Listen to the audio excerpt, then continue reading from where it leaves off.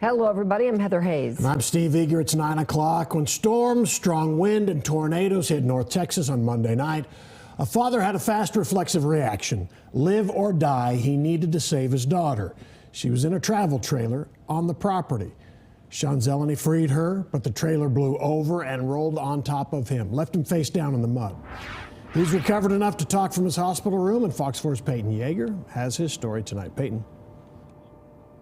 Steve, Sean Zeleny spoke to us tonight from his Fort Worth hospital bed, sharing the moment he knew he was going to sacrifice his own life to save his daughter. He's suffering from multiple broken bones and likely has a long road of recovery. I couldn't sit there and watch. Couldn't sit there and watch my baby die. There ain't no way I could live with myself. I had to get out there and do something. Sean Zeleny's quick decision to save his 17-year-old daughter from an EF2 tornado is a decision he says he didn't think twice about. I would have done it for him and my family. Friday afternoon from his Fort Worth hospital bed, Zeleny thinks back to the tense moments Monday evening. Zeleny remembers winding down for bed inside his South Burleson home when the wind outside started to pick up. And I noticed the lights, they're flickering.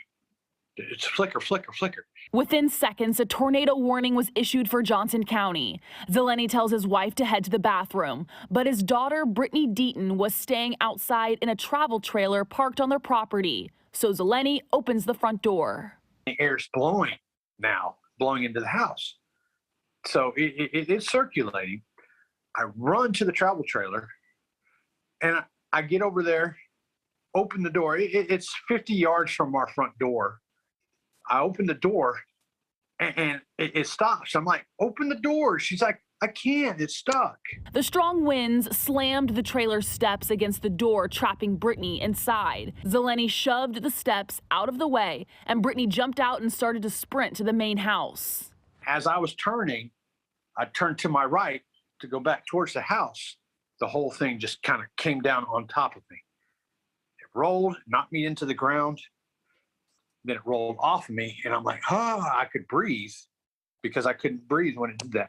And of course, it was just boom in my head. The trailer crushed Zeleny face first in the mud, unable to move his legs. With debris and hail pelting his back, the brave father was losing blood fast.